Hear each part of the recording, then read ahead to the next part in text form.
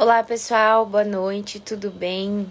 Meu nome é Dandara, hoje eu vou estar moderando uma live aí a respeito de nutrição de plantas. A nossa convidada vai ser a Jéssica Zanelato e a Graziele de Camargo. Vou estar chamando as meninas agora. Nós vamos bater um papo então sobre nutrição de plantas.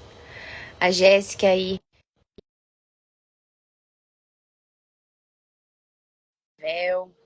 também é mestranda aí do mestrado de Engenharia de Energia na Agricultura da Unioeste de Cascavel, fazendo aí a linha de pesquisa de nutrição de plantas. Oi, Jéssica, boa noite. Seja bem-vinda, tudo bem?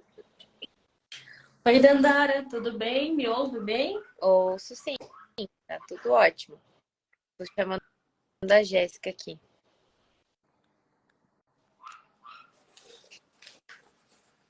Como que tá o seu pré-feriado aí? Tudo certo? Correria? Tudo certo, né? Imagina, pré-feriado com live, né? Dá uma correria. E a Grazi me chega de blusa de frio, gente. Me conta, Grazi, como é que tá o clima do Rio Grande? Ai, oi, gente, tudo bom? Oi, Jé. Que Tudo bom bem, falar Grazi? contigo de novo. Que bom. Então, Danda, tá frio, chovendo.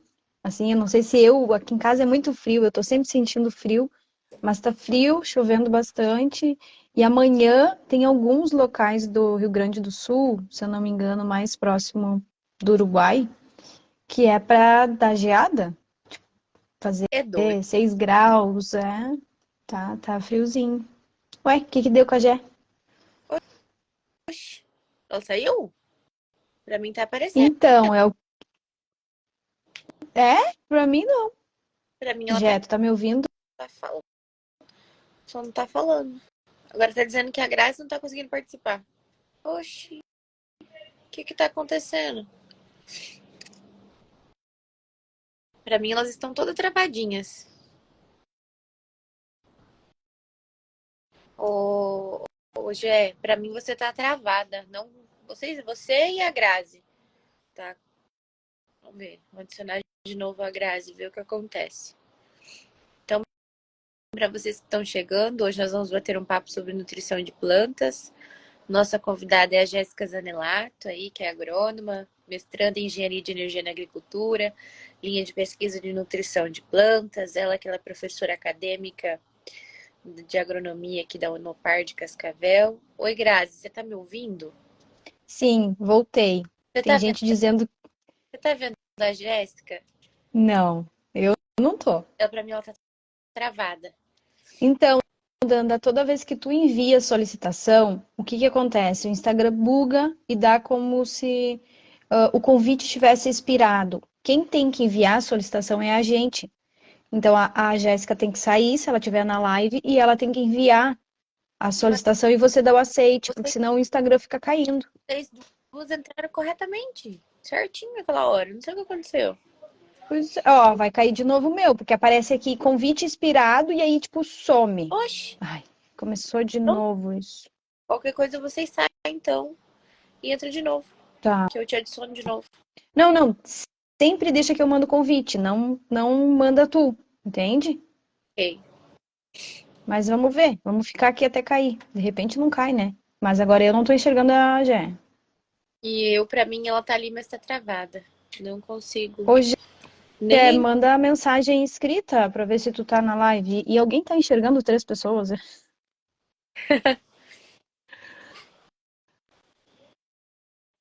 É, tem ó. uma. É, ela tá solicitando aqui, ó. Tô aceitando já. Ó, a Vani disse que tá só nós duas. É, Agora vem. Agora eu voltei. Ai, ai, ai. Esse Instagram tá nesse nível assim, Jéssica, pra tu ter já uma aconteceu noção. Então, várias se vezes. cair de novo, tem que sair e mandar o convite. Aí ele vai cair umas 3, 4 vezes, depois ele estabiliza.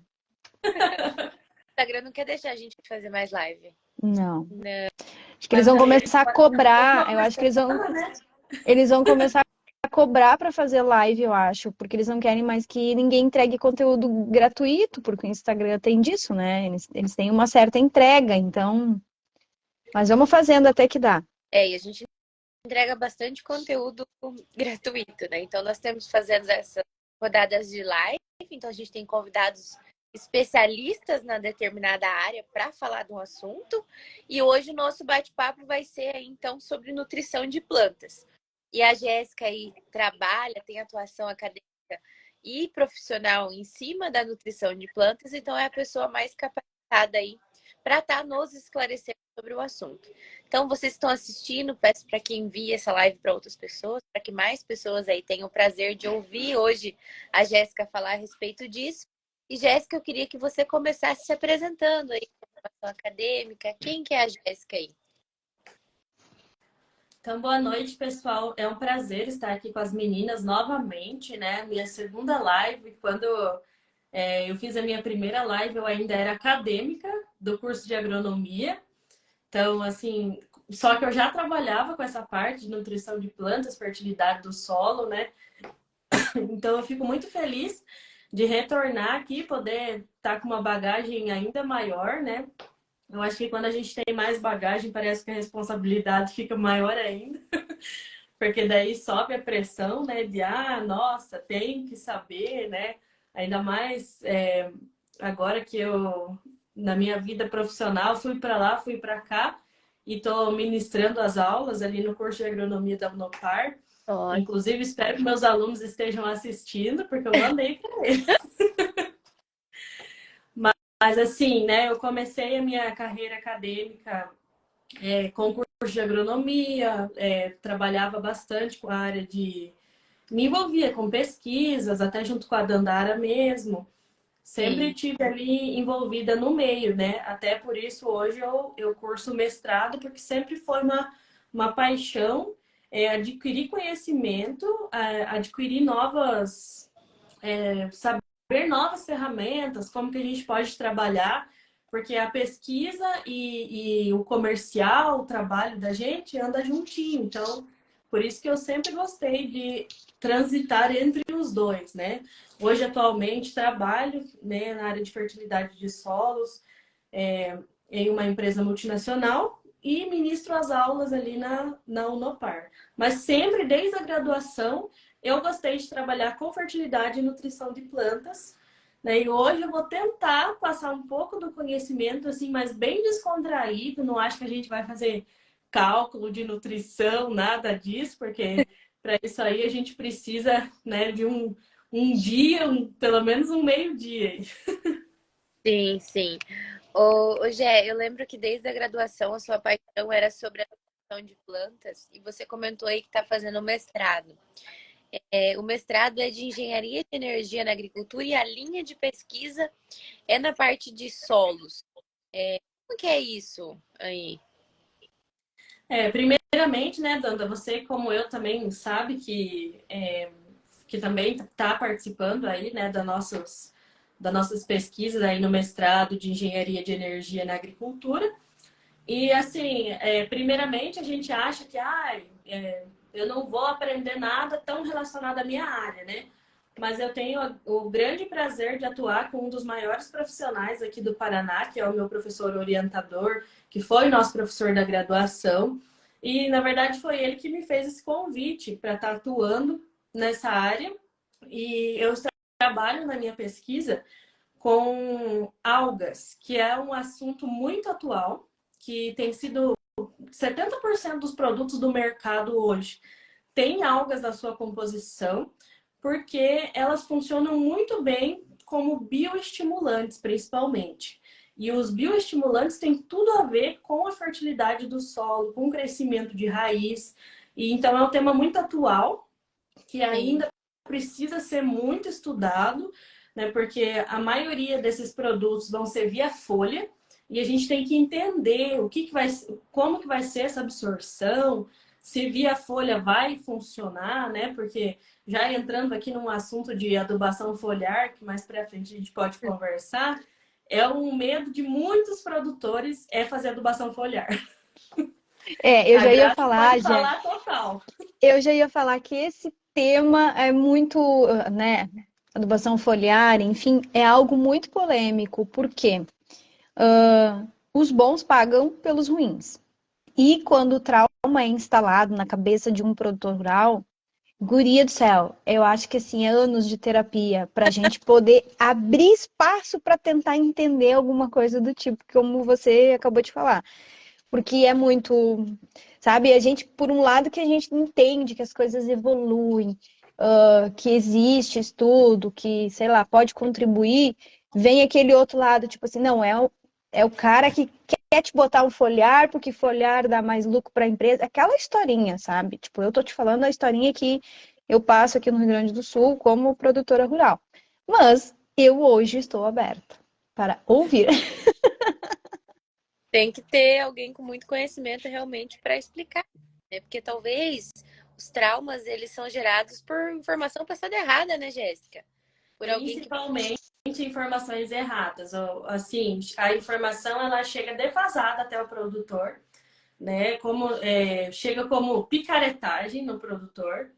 Tem muito produto bom no mercado que entrega resultado, mas que o produtor não está tendo, deixando a gente entrar com devidamente com esses produtos.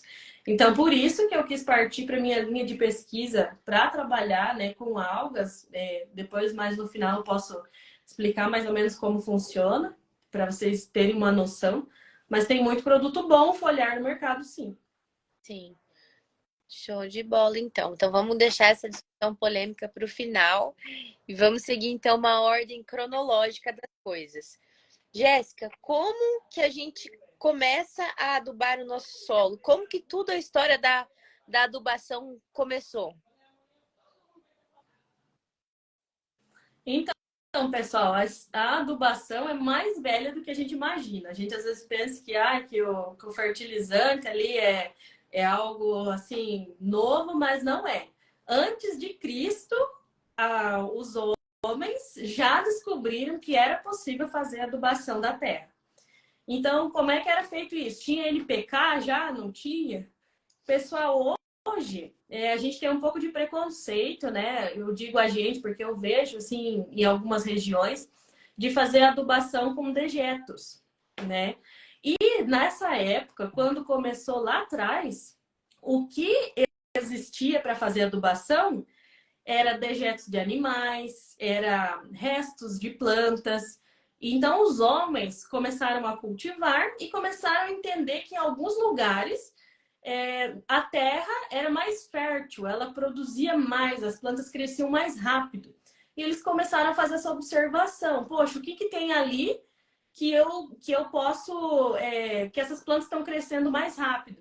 Então, eles perceberam que era onde os animais depositavam excrementos que as plantas cresciam muito mais rápido e de forma mais robusta. Então, foi aí que começaram as primeiras adubações, pessoal, com dejetos de animais, restos de comida. Então, é aquela coisinha simples. Coisa que a gente pode mesmo fazer em casa, às vezes, guardar ali o restinho de comida e fazer uma compostagem.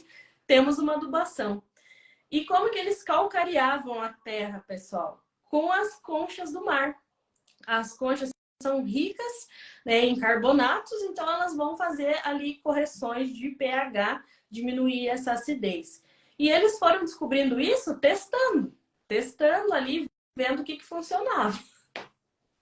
Como tudo, né? A gente ainda continua testando. Sim, não tem como, né? E Sim. daí, posteriormente, né? Só no século ali, 19, né? Já depois de Cristo, que aí sim, um pesquisador, né? Um químico, eu vou ler o nome dele que eu não lembro, é Justus von Liebig. Ele definiu que as plantas precisavam, então, de minerais para elas serem nutridas e sobreviverem. Ele estudou, né? Ele era um químico, deu que a gente precisava fazer essas. Então, assim foi criado o NPK que a gente conhece hoje, na década ali do século XIX. Que legal. Então, vocês Pois é, veem, pessoal, que não é uma coisa recente. sim, sim. Explica pra gente como é que funciona essas questões de fertilizantes aí de macro e micronutrientes e qual é a função de cada um e como atua, enfim, na planta. Porque Vamos lá. principalmente acostumado só com NPK, Jéssica. A gente pensa que é só nitrogênio, fósforo e potássio. E não, a tabela periódica é grande, né? Explica pra gente qual é a diferença desses nutrientes. Então, vamos lá. Às vezes a gente acha assim que macronutriente é porque o nutriente é mais importante. Quando a gente não conhece muito ainda, a gente imagina isso. Mas o macro e o micronutriente, eles só são diferenciados pela quantidade que ele é exigido pela planta, né? Então, nós temos ali os macronutrientes primários, né, que são o NPK ali, que é o que a gente está acostumado, né, a jogar ali nas nossas culturas. E nós temos daí os que a gente chama de secundários, macronutrientes secundários, que daí são o cálcio, o magnésio e o enxofre. Por que eles são secundários, eles são menos exigidos? Também não, gente. Eles têm ali a sua ordem, inclusive eles competem entre si, por isso que o solo, a gente na química chama de estequiométrico, né? Tem que estar todo mundo igual para ninguém roubar o espaço um do outro.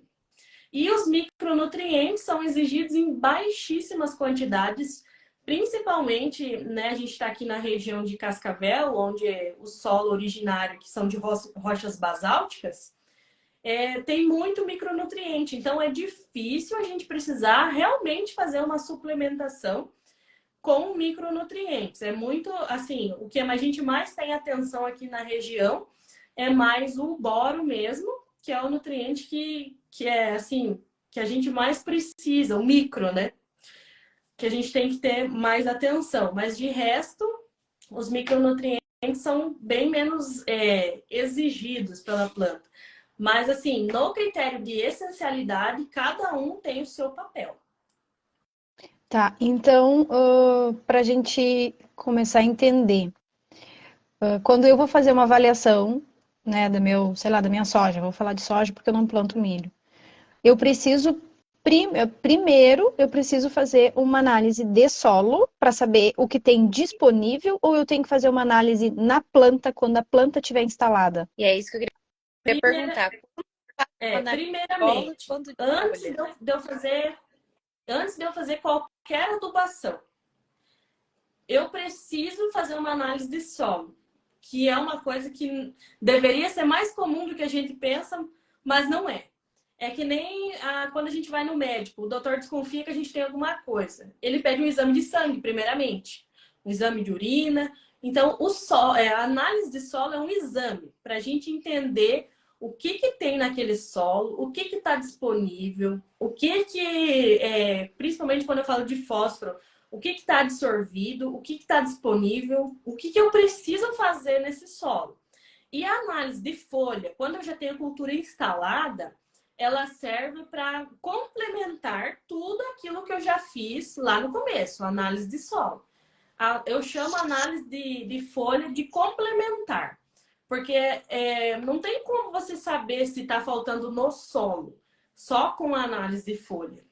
Não tem como, por isso que acaba que às vezes cai nessas picaretagens de mas vamos fazer uma análise assim que eu vou suprir. Você vai suprir momentaneamente.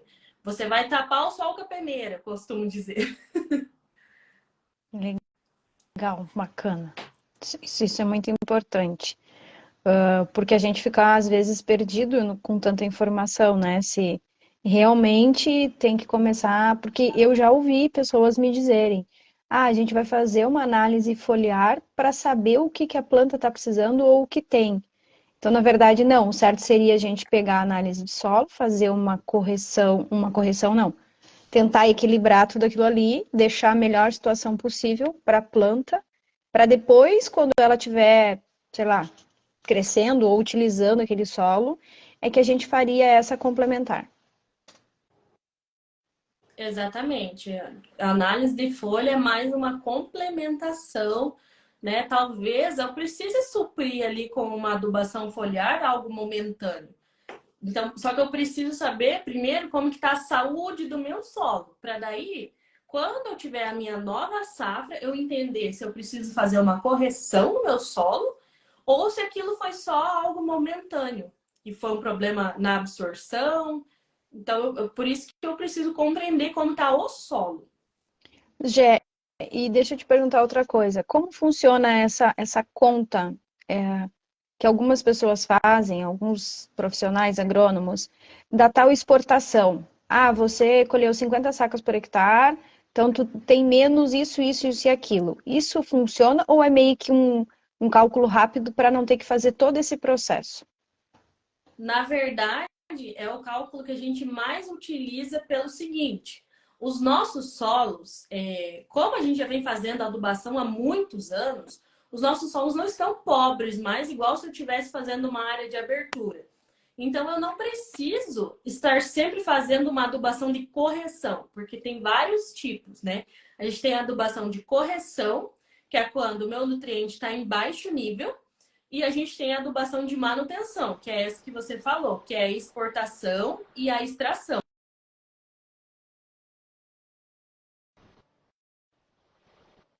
Independente ali, palha, caule, tudo, é a planta em si. E a exportação, né, no caso, seria o que vai no caminhão ali, que é o grão. Então, a gente precisa entender quanto que está ficando na palhada, né? Porque, como a gente explicou ali no início, eles faziam fertilização com os restos de palhadas, de árvores, porque isso tudo vai se transformar em nutriente através da ação de bactérias, da ação de micro-organismos do solo.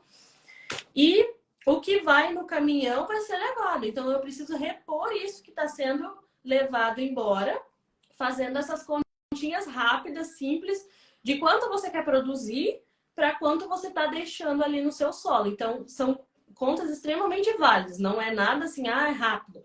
Mas tudo baseado em análise de solo, né? Que é uma outra polêmica que eu sempre trago, que tem muitos produtores que ainda acham que a análise de solo é para enviar para o banco, né? Vocês concordam aí comigo?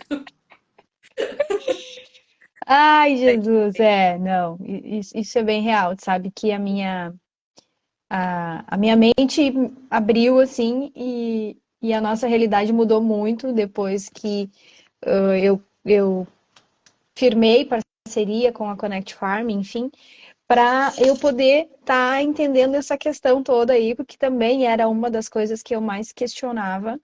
Por quê? Por que que num pedacinho, digamos assim, ó, tipo 10 hectares da lavoura, eu produzia 80 sacas por hectare? E por que que no restante 500 eu produzia 40? Né? Se era eu que estava errando, o que estava acontecendo? Claro que nem tu disse. Eu aqui no Rio Grande do Sul estou construindo o solo. Eu tenho, eu tenho uma lavoura que a mais velha da minha lavoura tem 10 anos de produção. Antes disso era dinossauro e os bichinhos ali, não tinha mais nada. Então, essa construção vai demorar. Só que uma coisa que eu percebi, já depois de fazer todo esse trabalho com o pessoal da Connect e tal, é que eu comecei a introduzir adubação orgânica, né, com folito, adubação verde. Então, eu estou fazendo assim, alguns talhões eu estou fazendo isso, porque, assim, claro que no primeiro momento é inviável fazer tudo, né, tudo numa pegada só. Não tem como. Mas eu tô fazendo ano a ano um talhão para ver o que que tá melhorando. E tá super melhorando. Tipo, as análises estão mostrando isso, o solo tá respondendo, né? Apesar da gente não ter resultados muito bons agora nos últimos 3 anos, mas o solo tá respondendo e é uma construção muito lenta, muito devagar. Como tu falou, lá atrás, no início, eles já usavam uma adubação orgânica, então talvez a gente não estava piorando tanto o solo como hoje, mas eu não deixo de usar adubação química. Eu faço complementação com adubação orgânica, né? Que foi o que a gente entendeu que a gente podia estar melhorando nesse sentido. Show. Não, entendi. Grazi, você está corretíssima. Não adianta você querer mudar da água para o vinho, né? Que nem tu diz, 10 anos é uma agricultura extremamente jovem, está construindo ainda perfil de solo, está construindo a fertilidade do seu solo. Então, É algo extremamente importante, que nem tu falou, tu virou a chave ali, né, com a empresa aí que te auxilia, e isso é extremamente importante. E outra polêmica, né, porque falar de adubação é polêmico, gente. Outra polêmica que eu sempre trago um pouco é cultural por causa das empresas, logística e tudo mais, mas a gente às vezes interpreta a análise de solo e a formulação que talvez seria mais adequada, né, não é disponível para o produtor. Ele não chega lá e pergunta, qual a formulação de soja aí que ficaria bom? Não, qual é o adubo de soja? Qual é o adubo de milho? Então, faz 70 anos que os produtores estão usando 2,20,18, 4,30,10, 10,15,15, 12, 0, 12, 12. 8, 20. E, Jéssica, eu queria te falar o que mais me incomoda. É essa questão de ter receita de bolo. Tipo assim, em 2000 e não sei quantos eu usei 15 sacas de adubo por alqueire e deu um ótimo soja. Não, não pode jogar 8 sacas, não. Tem que ser 15. Não é 10, tem que ser 12. Às vezes, quando você fala de reduzir dose, meu Deus, só falta tomar o tapa na cara, às vezes. Né? Ou mudar também, às vezes, a fonte da adubação. Mesclar, que nem o orgânico com mineral, o sol químico.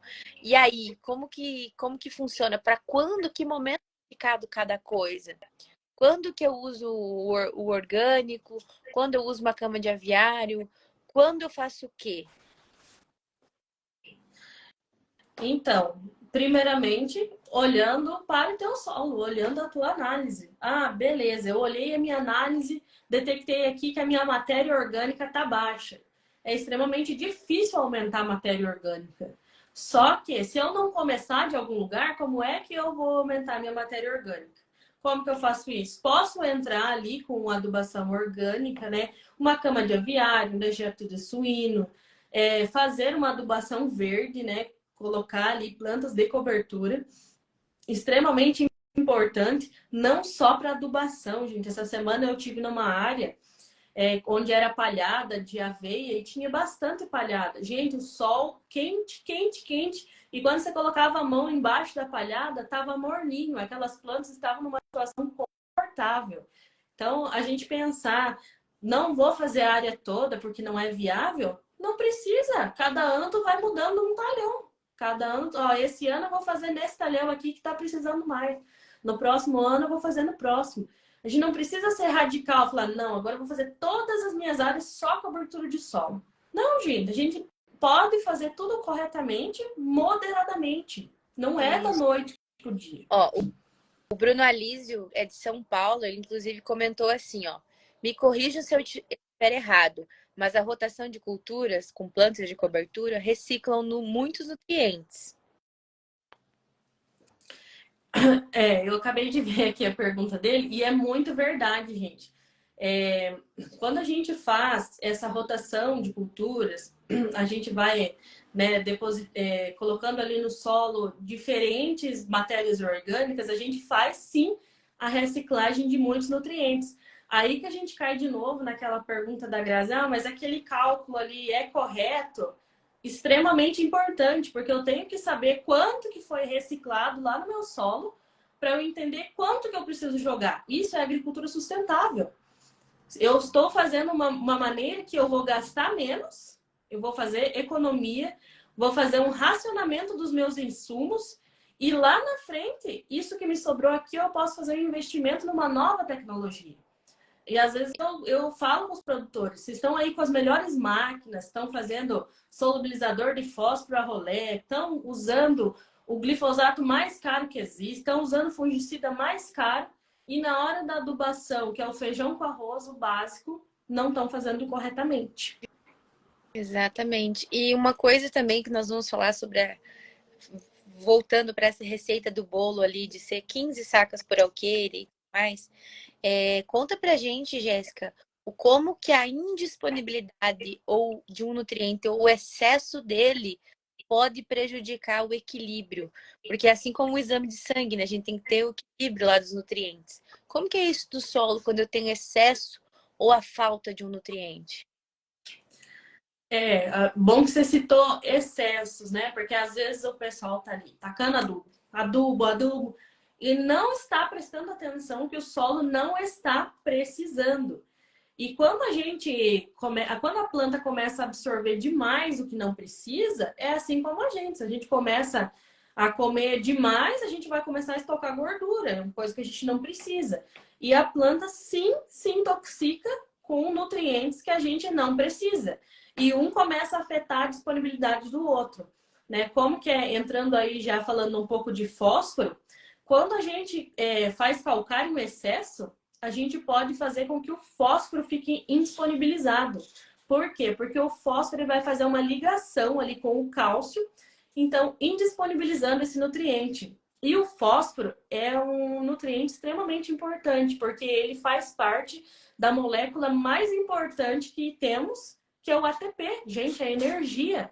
Então, vocês já pensaram se a planta vai ficar sem a principal molécula dela ali para realizar fotossíntese, realizar todos os seus processos? Então, o excesso é preocupante. E a falta de nutriente também é preocupante, porque daí, às vezes, você não vai conseguir ali com que a planta exerça o seu crescimento. Porque quando a gente fala de nutrientes, a gente pensa em essencialidade.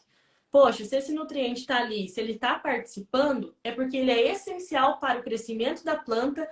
Sem aquele nutriente, a planta não vai sobreviver por muito tempo, né? Principalmente, citando um exemplo do potássio, por exemplo. O potássio é um nutriente extremamente móvel que está se locomovendo sempre dentro da planta para fazer essa regulação osmótica, para fazer a ativação de enzimas, né? O potássio ele faz ativação de mais de 68 enzimas, então é um nutriente extremamente importante, um nutriente caro de fazer potassagem e é um nutriente também extremamente lixiviável. Então, a gente tem que conhecer condições de solo. Meu solo é arenoso, eu vou fracionar a minha adubação. Então, eu preciso conhecer muitas características do meu solo para aí sim eu pensar em adubação, não o contrário. Sim, você falou sobre ali o processo de lixiviação. Existem nutrientes que são mais propensos a lixiviar do que outros? Com certeza. Os nutrientes que são mais propensos a ter o processo de lixiviação são aqueles nutrientes que são extremamente móveis no solo, né? Um exemplo é o nitrogênio e o potássio, porque eles são muito móveis no solo. Então, eles entram ali na planta pelo fluxo de massa, né? Junto com a água. Então, você pensa, se eu não tenho argilas, né? Se o meu solo é extremamente arenoso, não tenho muitos colóides ali para esses nutrientes se prenderem. Então, certamente, eles vão ali se perder pelo processo de lixiviação. Jé, para mim, que não sou agrônoma, que não entendo nada, tem alguma coisa a ver com o fato deles derreterem? Não? Não, porque todo fertilizante ele vai sofrer ali esse processo de tem que derreter, né, gente? Pergunta Ele idiota, né? Mas é que eu imaginei que não era, porque pode. a ureia, quando a gente larga assim e chove em cima, a gente pensa, nossa, eu perdi toda a ureia. Pois na verdade, a ureia tem um grande probleminha, que é a volatilização, né? Ali da volatilização e a lixiviação. Então, são dois problemas extremamente importantes ali. E às vezes a gente aplica lá a ureia e a gente fica pensando, nossa, e se não chover? O que eu vou fazer, né? Porque é imediato. Aplica, já volatiza uma boa parte. Por isso que a Então, gente precisa conhecer outras fontes, não somente ficar preso a um tipo. mas nessa questão da ureia, a gente tem, assim, ó, tem muita dúvida, muita dúvida. Qual é a melhor condição de aplicar? O que funciona, o que não funciona, como fazer e como fazer para ter um melhor resultado. Eu estou tentando ser imparcial, porque eu vendo adubo nitrogenado. Ah, tá. E assim, estou tentando ser imparcial nessa parte. Mas a ureia, sim, né, é nosso adubo nitrogenado aí mais utilizado, né, com uma porcentagem grande aí de nitrogênio, por volta de 45%. normalmente você precisa aplicar ele nas condições que tenha umidade, né? Que você aplique ele, mas chova, para que esse grânulo ali não fique exposto e não se perca por volatilização, né? Assim, na empresa que eu trabalho, a gente trabalha assim, utilizando matérias-primas, né? Convencionais, mas adicionando tecnologia, porque o produtor não tem esses problemas de volatilização, lixiviação e tem um outro probleminha que os nitrogenados causam, que é a acidez no solo. Que às vezes a gente pensa, mas o que causa acidez no solo? A adubação nitrogenada também causa acidez no solo, gente. Mas e como que a gente vai equilibrar isso tudo? Ou como corrigir se o agricultor vem com um hábito de ano a ano usando a mesma coisa, repetindo a mesma coisa e às vezes a coisa é errada? E o que eu queria pedir era, tem diferentes fontes de ureia? Tem uma melhor de nitrogênio, quer dizer, nitrato, nitrito, ureia normal? Enfim, Uhum. De nitrogênio, né? A gente tem várias fontes, as mais comuns são o sulfato, né? E a ureia, que o pessoal mais utiliza, né? O sulfato ele tem um pouco menos de problemas, assim, com a volatilização. Então, seria um produto ali para estar alternando, né? Só que esses produtos também são mais caros, né? Porque daí eles contêm outros nutrientes, então vai do que o produtor quer para aquele ano. Mas é bom que a gente alterne as fontes que a gente utiliza, não sempre utilize a mesma fonte, né? É interessante a gente fazer essa alternância. Não é que o solo acostuma, não é que nem a gente às vezes vê, o shampoo acostumou com o meu cabelo. Não, o solo não é assim. tem uma Ai, pergunta da Diana. Ela é de Santa Catarina. Ela tá falando assim, Diana Karpinski. Ela tá falando assim: vamos abrir áreas novas de campo, região de Santa Catarina. A análise de solo deu 7 toneladas de calcário por hectare. Posso colocar ele de uma vez ou dividir? E é melhor incorporar ou não? Difícil pergunta. Na verdade, são várias perguntas aí que a gente precisa sanar essas dúvidas, né? Que nem ela falou ali, deu 7 toneladas por hectare. Aqui a gente trabalha bastante no alqueire, né? Mas assim, até 12 toneladas ali por alqueire, você até pode, né, jogar total essa quantidade. Mas é indicado, nesses casos, que às vezes você fracione essa tua jogada aí de calcário, né? Para não jogar tudo de uma vez, até porque seu calcário não vai estar disponível ali totalmente. Então é bom você ir fracionando, né? Dividir isso. E a outra pergunta se é melhor incorporar ou não. Como é uma área de abertura, né, que provavelmente teve destoca, alguma coisa assim, você pode sim fazer essa incorporação desse calcário, até porque como é uma área de abertura, você está construindo a fertilidade. Mas quando a gente fala de um sistema que já está implantado, né, de um plantio direto já implantado, não é recomendado que a gente faça essa incorporação, porque uma das leis do plantio direto é o revolvimento mínimo do solo. Então, não é interessante. Por quê? Porque você vai estar tirando aquela estrutura, a fertilidade do pés. Então, dando a fertilidade do meu solo para baixo. Então, não é interessante fazer a incorporação quando eu já estou com o solo ali construído, né? Quando eu já estou numa agricultura ali fazendo já o certo. Mas no seu caso, pode sim fazer uma incorporação. É até bom porque você está construindo o seu solo. Outra coisa também que vale ressaltar, né, Jéssica, é a questão do calcário ser dolomítico ou calcítico, né? Aí não é 7 toneladas de qualquer calcário, né? Tem a relação cálcio-magnésio, né? Porque que é interessante que a gente mantenha essa relação cálcio-magnésio e eu adiciono também o potássio. Porque eles competem pela absorção, pelo tamanho das moléculas, né?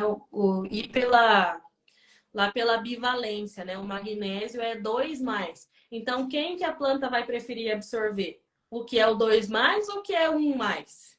Então tem toda essa relação que a gente precisa entender. Às vezes eu estou precisando equilibrar mais ali o meu solo, preciso de mais cálcio. Então eu vou partir para um calcário calcítico. E quando meu magnésio está muito desequilibrado, meu cálcio está lá em cima. Então é melhor eu optar pelo um calcário dolomítico. Mas para tudo isso tem cálculos para a gente fazer para encontrar exatamente os tipos de calcário que a gente joga. Não é do nada, né, gente? Pelo amor de Deus. Às vezes parece que a gente tira do nada, mas não é.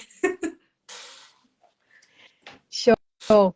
Ô, Gé, antes você estava falando em nutrientes, né? Quais são os principais nutrientes? Vamos falar assim das principais culturas, sei lá, soja, milho, assim que a planta exige bastante, que seria bom, isso aqui sobrando. Sobrando, difícil. Mas assim, que a planta necessita. Vamos falar de soja, né? Que é uma cultura aí que acho que todo mundo está familiarizado. Quando a gente fala de soja, é uma planta que é extremamente exigente em nitrogênio. A gente usa muito nitrogênio na soja. E o fósforo e o potássio também são exigidos, principalmente o fósforo ali, né, no início do crescimento e desenvolvimento da planta, para fazer o enraizamento, é extremamente importante, né? O potássio também está ali participando, mas o nitrogênio na soja é o nutriente mais exigido. Tá, mas E a pera lá que eu buguei gente, agora. né? Eu tive um bug aqui. Todo mundo fala que soja é uma leguminosa que produz o nitrogênio. Então eu tenho que estar colocando também de forma de adubação. Então, normalmente as formulações de soja vêm ali, né? 2, 20, 18, né? Vamos falar aí um negócio que o produtor entende. Porque eles têm que colocar o 2 ali, porque o medo de não chegar nada de nitrogênio é grande, né? Mas, nós, falando em soja, né? Como tu falou, eu falei, o nitrogênio é o que mais precisa. Mas por que eu não aplico, então? Porque a soja brasileira é extremamente eficiente em fixar o nitrogênio atmosférico, que é o N2, e transformar no nitrogênio absorvível ali, que é o amônio e o nitrato. Extremamente eficiente fazer isso. E tem umas maravilhosas que ajudam a gente aí nessa ser competitivos. Gente, a soja brasileira, a gente tem que ter orgulho, que é uma soja extremamente competitiva. Porque você sabe que a ligação ali do nitrogênio, do N2, é extremamente difícil de romper. Só tem duas coisas que fazem ela ser rompida. Uma é raios, os raios podem romper essas ligações. E o outro são as bactérias do gênero Rhizóbio, que vão fazer a quebra dessa ligação, vão fazer essa relação simbiótica com a planta de soja e vão fornecer o nitrogênio que elas estão captando da atmosfera para a planta prontamente disponível para ser absorvido. Gente, para mim não tem coisa mais fantástica do que isso. Não existe na adubação. Você falou que isso é um destaque brasileiro, de usar os bradyrhizóbios aí na inoculação. Significa que outros países não fazem o uso do bradyrhizóbio? É via adubação de base? Como é que funciona? É o seguinte, né? O bradyrhizóbio brasiliense, né, foi desenvolvido ali pela Embrapa no Brasil. E o que faz ele ser eficiente no Brasil e as outras regiões não terem essa eficiência como nós? É o nosso clima. Como ele é um ser vivo, ele precisa ter todo um ambiente extremamente favorável para ele. Então, aqui o nosso clima mais tropicalizado faz com que esse micro-organismo, né, essa bactéria, se desenvolva perfeitamente. Né? Nos Estados Unidos, por exemplo, a soja normalmente tem neve, né, em algumas etapas do seu crescimento ali. Então, poxa, como que essa bactéria vai conseguir sobreviver num ambiente assim? Então, por isso que se desenvolve melhor aqui. Em outras leguminosas, isso acontece também? Acontece, no feijão acontece, mas daí teriam que ser bactérias específicas para essas culturas, porque nessas culturas, o feijão, ainda a gente precisa tá colocando o nitrogênio, porque as bactérias do gênero Rhizóbio não são eficientes para fixar o nitrogênio para essas culturas. Tá, perfeito, eu entendi. Então, na verdade, em vez da gente estar colocando nitrogênio de forma, sei lá, ureia, sei lá, a gente estaria colocando inoculante. Exatamente.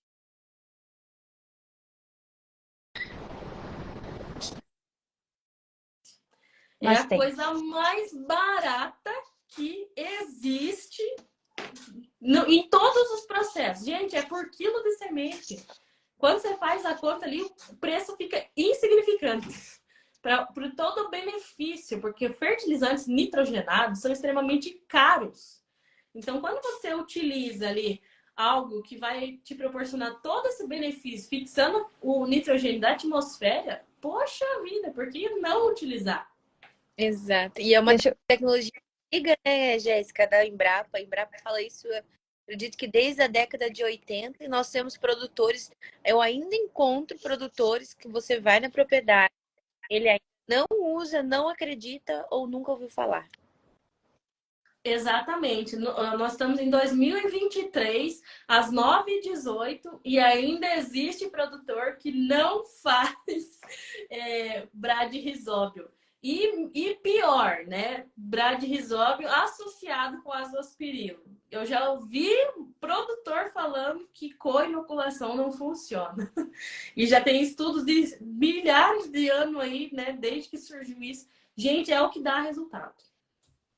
Então, deixa eu falar para vocês que quando eu comecei, né, a historinha de virar agricultora, há 14 anos atrás, a primeira coisa que o meu agrônomo disse é, Grazi, você vai abrir as áreas, né, porque todas eram campo nativo, a gente abriu, então eu preciso que você faça a inoculação dose dupla em tudo. E eu disse, tá, mas o que que é isso? Ah, é umas bactérias vivas que vem assim, e você aplica, enfim. E eu disse, mas isso aqui é para quê? Que eu vou botar esse dinheiro fora? Ele disse, faz o que eu estou mandando. E eu, como pessoa obediente que sou, fiz. Só que naquele momento, a forma que ele me indicou, isso há 14 anos atrás, a gente fazia um sistema assim muito, vamos falar, muito rústico, que era botar os bichinhos ali, dar uma chacoalhada no saco e largar para dentro da plantadeira. Não funciona. Eu imaginei que não estava funcionando, mas depois ele ia lá, arrancava, via aquelas bolinhas, ai, tudo bonitinho e tal, beleza. Com o passar do tempo da Grazi plantando na lavoura, que eu precisava ser mais eficiente, porque às vezes eu ficava ali 60 dias plantando, em função de ter uma área grande com pouco equipamento, de não ter dinheiro, enfim, coisas que cada um tem em sua realidade. Eu cheguei nele e disse, ó, não tá funcionando esse negócio. Eu acho que o pessoal tá matando os bichos antes de largar lá, porque a caixinha fica lá no sol, porque não adianta falar, o caminhão, daqui a pouco o sol vira e ninguém tá vendo nada, não funciona. Ele, então vamos partir para o inoculante turfoso. Eu disse, vai ser a mesma coisa. Aí eu disse, como é que eu posso fazer para ter uma eficiência, gente? Aí fui uma vez numa palestra, um dia de campo, e os caras super colhendo aquelas coisas assim que a gente não acredita que é verdade, 80, 90. E eu, mas meu Deus, só na minha lavoura que não dá isso, né? Aí eu perguntei para o senhor, qual é o segredo? Eu disse, me fala só um segredo para eu poder implementar. Chamei ele pro cantinho assim, e ele disse, inoculante 8 vezes. Eu disse, como assim? Eu tô usando dose dupla e de vez em quando eu atiro um saco lá para dentro, tô achando que tô usando demais, né? Ele coloca tipo 8, 9, 10 vezes a mais, entende? E eu cheguei e falei pro meu irmão e pro pessoal junto ali na lavoura e todo mundo começou a rir de mim e disse, nossa, isso não existe. Não, se existe ou não, gente, é um segredo que o cara me passou e daqui para frente a gente vai utilizar. Então agora é inoculante na hora que trata semente, é inoculante turfoso por cima, e se sobrar alguma coisa a gente ainda bota mais, tipo, é muito, muito, muito inoculante. Porque realmente o preço é barato, a forma como eu faço, esse ano a gente vai mudar de novo, mas a forma como eu fazia, talvez não era tão eficiente assim, mas eu imaginava, se uma bactéria entrar junto com a sojinha para dentro da terra, eu já vou ter efeito. Só que como eu tinha certeza que aquele pó esparramado, né, de forma bem chula, assim, esparramado por cima, e aquilo ia entrando para dentro da plantadeira conforme a soja ia descendo, e só quem recebia inoculante lá no fim das contas era o último talhão que estava sendo plantado, eu disse, agora nós vamos meter a rodo. E vamos botar bastante. Eu disse para os guri, mete o braço, põe a luva, mete o braço aí, porque eu preciso que isso aqui esteja parelho. E aí eu sempre digo, a minha margem de erro para inoculação é 5 doses. É 5 doses, aí uma delas vai cair, entendeu? Então pode botar.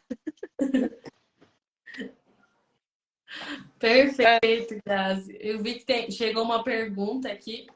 Sim, vou Daqui a pouco vai querer cair a live, é melhor a gente falar um pouco. para você, então.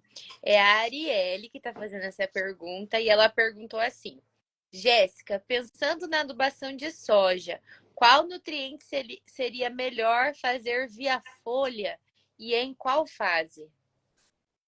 Então vamos lá, voltando na polêmica aí da adubação foliar, né? Assim, o que eu gosto de pensar? Que quando você está fazendo uma adubação foliar, você vai preencher aquele problema momentâneo. Então, você tem que estudar, né? Primeiro eu vou contextualizar, depois vou responder a pergunta. Então, você tem que estudar, né? Quais são os melhores fertilizantes foliares ali e como que é esses modos de atuação. Eu gosto de trabalhar com fertilizante foliar que atuam na fisiologia da planta. Por quê? Porque quando eu vou ali falar assim, ah, não, mas estou tendo deficiência disso. Normalmente, lá quando a gente aplica glifosato, não, mas vou aplicar um manganês junto porque tá com deficiência de manganês. Né? Isso aí é quase que uma regra, pelo menos aqui na região. E na verdade, tem outros micronutrientes, principalmente, que estão sendo indisponibilizados ali quando eu faço essa aplicação de glifosato. Então, por que eu gosto de partir para fertilizantes que atuam na fisiologia de planta? Para que esse fertilizante, né, que a gente chama de fertilizante, mas eu acho que é mais algo que estimula ali, o fisiológico da planta, para que ele entre na planta e faça essa planta se recuperar mais rápido, produzir mais raiz e ela conseguir captar os nutrientes que ela precisa, que estão ali em falta. Por isso que às vezes o foliar fica muito ali, ah, não, será que eu faço foliar? Mas tem sim um nutriente que a gente pode fazer via foliar, que é o boro. O boro é um micronutriente, pensando em adubação foliar, que ele é super interessante e recomendado que a gente faça via folha. Eu posso fazer ali na situação de dessecação, né, que é onde a maioria dos produtores acaba utilizando o boro. E por que o pessoal utiliza na dessecação? Porque esse boro vai acabar entrando ali no solo, né?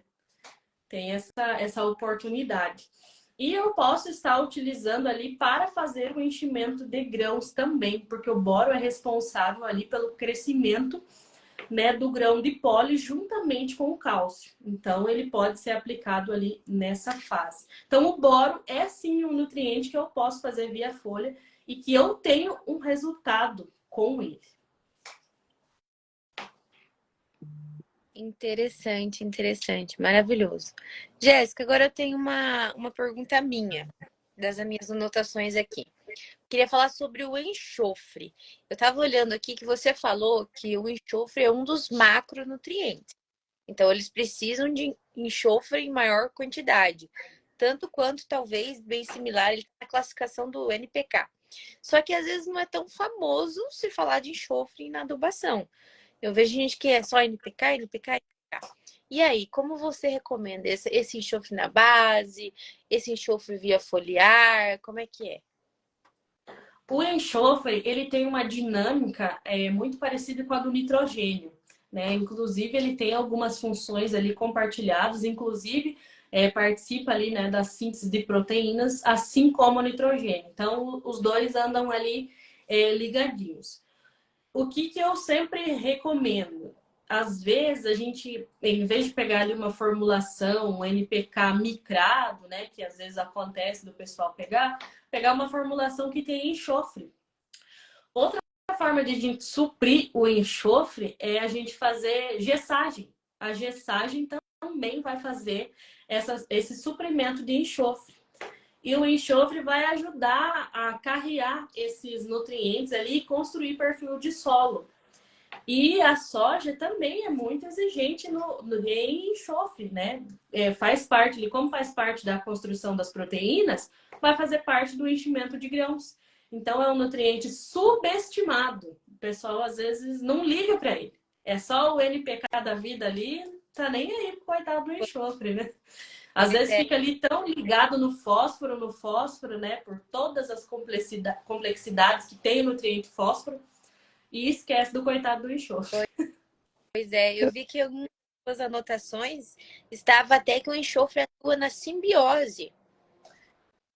Ele vai atuar ali sim, né? Porque, como eu disse, ele atua muito junto com o nitrogênio. Então, ele tem muitas funções ali parecidas e ele vai ajudar nessa simbiose aí. A gente negligencia, né? Eu já fiz uso do enxofre. Ela parece uma ervilhazinha, né? Uma pastilhazinha. Aqui eu fiz uso, pelo menos. E a gente largou a lanço, não é isso? Enxofre de pastilhazinha. Não, Só. Bom, pastilhazinha não. Ela é um grãozinho meio que achatado. Pelo menos foi a que eu fiz uso. Parece falei pastilha. Parece uma lentilhazinha pequenininha. E aí foi largada a lanço. Só que não é? Claro que é. então, é o seguinte, uma outra coisa, né? Quando que eu vou utilizar o fertilizante a lanço e quando que eu vou utilizar ele via suco? Eu tenho que entender sobre mobilidade de nutrientes. Se o nutriente não é móvel no solo, por que diacho eu vou jogar ele via lanço se aonde ele caiu, coitado, vai ficar e como é que a planta vai chegar nele? Então, eu tenho que entender sobre mobilidade. Por isso que eu falo, fertilidade de solo não é simples, ela é extremamente complexa. E mobilidade também me serve para quê? Quando eu falo de mobilidade na planta, vai me servir para eu saber aonde estão aparecendo os sintomas de deficiência. Porque se o nutriente é extremamente móvel, o sintoma de deficiência vai aparecer primeiramente nas folhas velhas, porque ele está redistribuindo o tempo todo na planta. E se esse nutriente tem ali baixa mobilidade, vai aparecer primeiro nas folhas novas. Por quê? Porque daí ele não está se redistribuindo o tempo todo. Então, faltou ali no crescimento, já não vai aparecer mais. O sintoma vai começar a aparecer ali. Então, eu preciso compreender essa mobilidade dos nutrientes para saber como que eu faço essas aplicações, como que eu identifico se essa planta está com deficiência ou não. Uhum. Entendi. Sim. Aqui tem uma lista aqui que eu vou ler dos nutrientes que são imóveis e dos que são móveis. Então, quem que é imóvel? É o cálcio, o enxofre, boro, ferro, zinco, cobre, manganês e molibdênio. Então, os sintomas deles, quando tem deficiência, é nas folhas mais jovens. Os nutrientes móveis aí é o nitrogênio, fósforo, potássio, magnésio. E os sintomas deles dão nas folhas mais velhas, conforme a Jéssica falou. Jéssica, tem umas perguntas aqui que eu vou ler do pessoal, não consegui muito bem entender. O pessoal está fazendo algumas questões sobre o enxofre elementar, sobre a ulexita. Tem a Karine que está perguntando se a ulexita é uma fonte de boro. Eu não entendi se ela está afirmando ou se ela está perguntando. Espera aí, que não identifiquei onde que está essa pergunta. Jans Solder. Karine, ulexita é uma fonte de boro? Tá mais para cima. Ah, entendi. Ulexita. Bom, como qualquer outra pessoa, eu não conheço ulexita. Não ouvi falar aqui na região, não tenho muito conhecimento. Não sei da onde é a Karine. Se ela puder colocar aí para nós da onde ela é e se é comum. Eu dei um Google aqui, gente, ó, tá escrito o seguinte: a ulexita é um mineral da classe dos boratos. sendo mais especificamente um borato hidratado de sódio e cálcio. Sua fórmula química é NaCaB506. HO, aí tem um monte de número. Enfim, o Bruno ali comentou assim, ó. Tem o Lexita com enxofre para venda no mercado. Então é uma mistura. Não é que o Lexita é fonte de enxofre, é eles na mistura, pelo que eu entendi. Tá dizendo que é um mineral? Tá dizendo que a Eu Lexita não é um conheço, mineral. eu não conheço fontes que tem essa Ulexita para falar com propriedade para vocês. Show, show. Então vamos partir para a próxima pergunta, então. É do Charles, e ele está perguntando qual a diferença do adubação MAP e DAP e como posicionar cada um. Então, o MAP e o DAP a gente chama de matérias-primas, porque eles são ali a rocha ali do fosfato, né? Atacadas ali com ácido e vai formar o MAP e o DAP. A diferença ali vai ser na porcentagem de fósforo que vai diferenciar os dois ali. Quando que eu faço esse posicionamento? A gente pode posicionar matéria-prima, né, o MAP ou o DAP, na adubação de base, substituindo o NPK. A gente pode fazer isso. Por quê? Porque eu vou ter mais fósforo ali, né, para jogar nas minhas culturas. E por que às vezes o pessoal acaba optando por essas fontes de matéria-prima e não pelo NPK? Porque o fósforo é um mineral extremamente complexo, que ele fica facilmente absorvido nos colóides de argila ou nos óxidos de ferro e alumínio. E o que isso implica? Nem sempre tudo que eu estou jogando na boca da planta está realmente sendo absorvido por ela. Por isso que eu preciso jogar bastante fósforo ali na minha adubação. Então, por isso que é uma opção ali em substituição do NPK, né? Dependendo ali da formulação que você utilizar, ele pode ser uma fonte mais barata, com mais fósforo que eu posso estar utilizando. Tanto o MAP quanto o DAP. Aqui na região é mais usual a gente utilizar o MAP na adubação de base daí. Mas é uma matéria-prima, tanto um quanto o outro. Graziele? Não, é que eu fiquei encucada com o negócio do enxofre que eu falei pra vocês, mas é assim, uma vez eu usei, na verdade eu usei duas vezes agora, porque me orientaram a botar lanço, eu não sei, gente. E ele parecia, assim, ser uma lentilha, tá? Do tamanho de um grão de uma lentilha achatadinha, por isso que eu falei pastilha, porque era uma coisa assim com um formatinho. E a gente largou a lanço e realmente demorou muito, muito, muito para derreter, tipo, ou sei lá, para entrar no solo. Uma coisa que ficou ali, ó, de 2 a 3 meses que a gente entrava na lavoura e ainda via. Provavelmente, né, esse produto aí deve ter sido um enxofre elementar, que o pessoal chama, que ele tem algumas formulações, inclusive de algumas empresas de fertilizantes, tem formulações com esse enxofre elementar, só que ele tem um grande problema. Esse enxofre elementar, a longo prazo, ele também vai te causar acidez no solo. Né? Até eu posso disponibilizar depois para vocês colocarem aí para o pessoal na página de vocês o quanto de calcário que eu vou precisar para neutralizar todo esse enxofre elementar depois, porque ele vai se dissociar e vai liberar H+, ali, causando acidez do solo.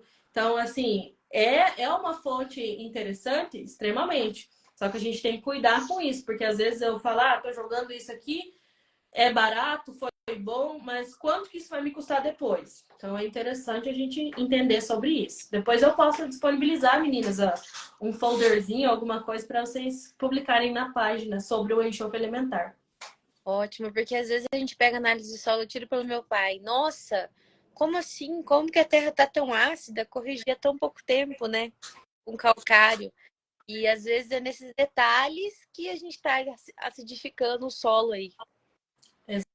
Exatamente. Eu vi que o pessoal está comentando um monte de empresas e, né, que tem Assim, eu tento ser o mais neutra possível na live para não tendenciar para nenhuma empresa, até porque eu sou uma pesquisadora também, né? Quando a gente trabalha no mestrado, a gente é pesquisador e eu quero trazer o que tem de melhor para o agricultor, né? Independente da empresa que seja.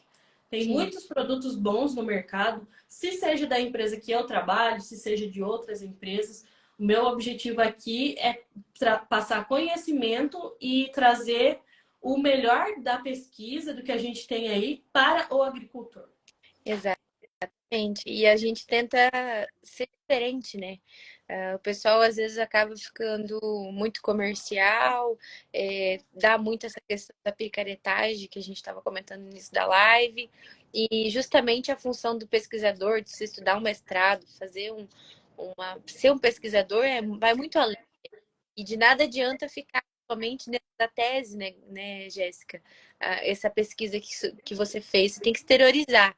E é isso que você está fazendo aqui hoje. Nós somos muito grata por você passar para a gente anos de experiência que você tem em cima de nutrição, o que você está estudando aí no mestrado, nos seus anos de campo, para nós aqui, gratuitamente, numa hora de live. Então, nós ficamos muito felizes com isso e felizes demais por essa imparcialidade, né? Nós poderíamos aqui estar falando de empresas erguendo bandeira, vendendo, né? E nós estamos aqui realmente tentando procurar a melhor solução para o produtor rural. Nós estamos erguendo a bandeira do produtor rural. Exatamente. Exatamente. Ó, o Alan está comentando aqui. Boa noite, meninas. Estarei no Brasil na próxima semana. Abraços, Alan. Alan, venha nos visitar. Vai estar pelo Paraná ou Rio Grande do Sul? Queridão. Tá, então, eu não sei se tu vai querer falar um pouquinho mais já sobre foliares, né? Basicamente, assim, o que que tem de novidade, o que que tu percebeu que funciona mais com as pesquisas, enfim. Ou se depois tu quer também complementar dizendo pra gente, assim, como que a gente pode ter realmente uma nutrição nas nossas plantas com eficiência, sei lá, um checklist, uma dica, alguma coisa que tu acha bem relevante. Eu vou pincelar um pouquinho dos dois, né? Primeiramente, o que eu acho mais relevante. Que o produtor faça o feijão com arroz, primeiramente. Faça a análise de solo.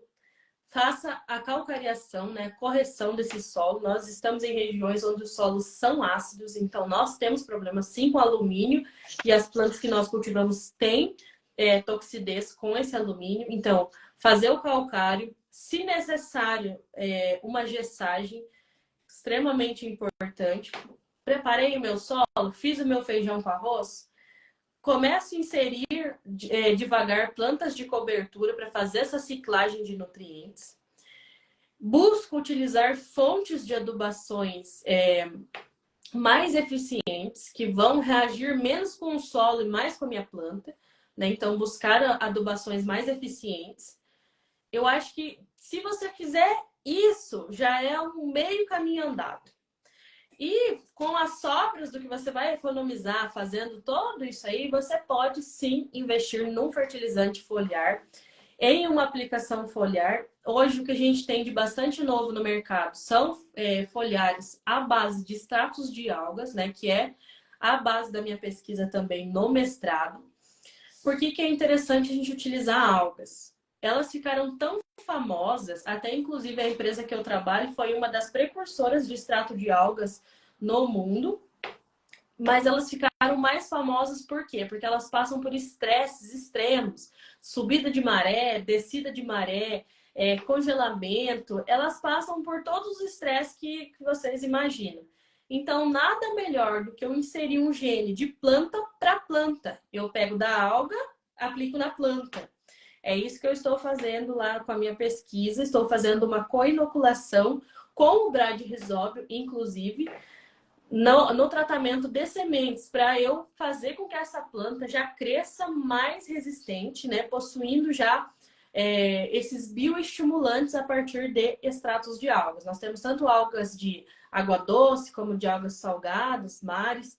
E é o que a gente tem, assim, de mais recente na gama de foliares, assim. que tá na moda, vamos dizer. Mas tem bastante coisa assim que não dá para se aproveitar também. Então tem que filtrar muita coisa. Sabe o que que faz? Testar. O igual fazia antigamente, continua fazendo hoje. Testar. Seja Uhum. curioso, né, Jéssica? Essa é a minha mensagem. Seja curioso. Se eu estou fazendo a minha pesquisa hoje com isso, é porque eu sou curiosa para entender sobre isso. Isso aí, assim a gente não fica refém, né, das informações que nos vêm. Ô, Jéssica, você ainda pode responder mais uma pergunta? Posso? Você já falou sobre isso, mas a pessoa chegou por último na live. O Vinícius, ele está perguntando de novo sobre o boro. Ele está perguntando se o boro na dessecação funciona. E você tinha explicado que sim, que é uma das formas de uso do boro é no momento da dessecação, pela questão do solo estar totalmente exposto, né? Exatamente. Funciona sim. É uma das aplicações ali via barra que mais funciona, porque você está aplicando e esse boro está entrando ali no solo, né? Claro, tem a questão da lixiviação, tudo mais, mas a gente pode sim fazer essa aplicação e ela é eficiente. Show de bola. Perfeito. Da minha parte, é só agradecer também, já, porque Não, a gente fica. adubação dá para a gente falar uma noite inteirinha aqui sobre adubação, né? A gente às vezes acabou não pontuando algumas coisas que são recentes na adubação, como o uso de micorrizas. Se alguém tiver vontade aí de pesquisar sobre as micorrizas, aí são uma realidade já quando a gente fala em termos de adubação, principalmente porque elas também fazem essa relação simbiótica juntamente assim como, né, o Bradyrhizobium ali, os risóbiums da soja, e vai fazer essas extensões de raízes, podendo até potencializar a absorção de nutrientes complexos, assim como o fósforo. Então, é interessante vocês estarem antenados sobre isso. Isso, tem Tá, várias mas coisas. E a o que é isso? As micorrizas, elas são fungos simbióticos, assim como a bactéria Rhizóbio, ela vai se associar na raiz da planta e vai fazer uma relação simbiótica, trazendo nutrientes, água, estendendo as raízes da planta. E hoje tem disponível no mercado de que forma? Assim, eu digo, forma de produto. Olha, é algo bem recente, mas a forma que a gente mais vai encontrar micorriza é natural no solo, se o solo tiver uma condição de fertilidade, ali, de temperatura extremamente favorável. No teu próprio solo você pode ter micorrizas. Ah, entendi. Oxe, não é um negócio que eu posso comprar e botar. Ó, a conversa hoje foi maravilhosa, mas falar com duas agrônomas como vocês e eu aqui, a arquiteta, tentando entender de nutrição, é muito complicado. Não, área, não entendo. É. Mas outra coisa também, Grazi, você falou ali das 8 doses de Bradyrhizobium. Hoje em dia também já está se desenvolvendo no mercado também os protetores também. E tem várias fórmulas de inoculação também. Então tem a inoculação da semente líquida, tem a turfoso, que é do pozinho que você falou, tem a inoculação de semeadura, que é mais eficiente. E aí tem vários tipos de inoculante, né? Com populações talvez diferentes daquela quantidade de Bradyrhizobium vivo. Então tem essa Tem que diferença também. cuidar também, porque tem, assim como o foliar, tem muito biológico aí prostituído que você às vezes acha que está aplicando o Bradyrhizobium, mas está pagando gato por lebre. Então tem que tomar cuidado na confiabilidade da empresa. Exato. Nos detalhes, né, Gé? Exatamente. Grazi, mas não vamos alongar mais muito, já passamos 16 minutos do tempo da Jéssica, aí explorando o conhecimento dela. Não, não, Assim, né, pessoal? Eu não é melhor a sou gente ali não, é melhor a gente não meu explorar, Deus.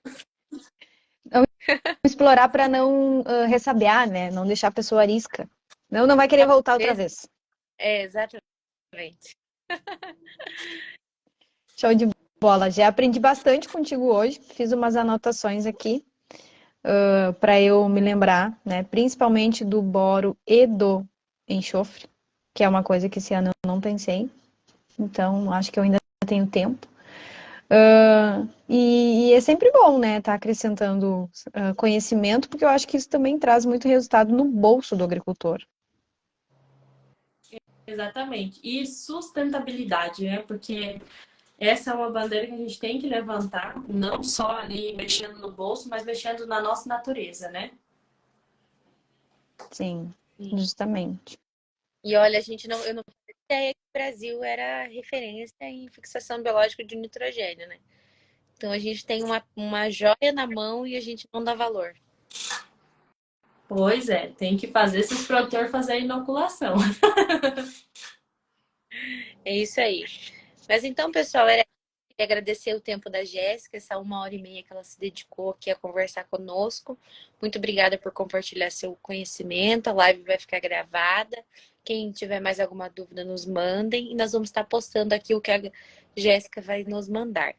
Tá bom? Danda, acho que faltou só o print. Eu O já printei. desativo. Deu outro. Deu.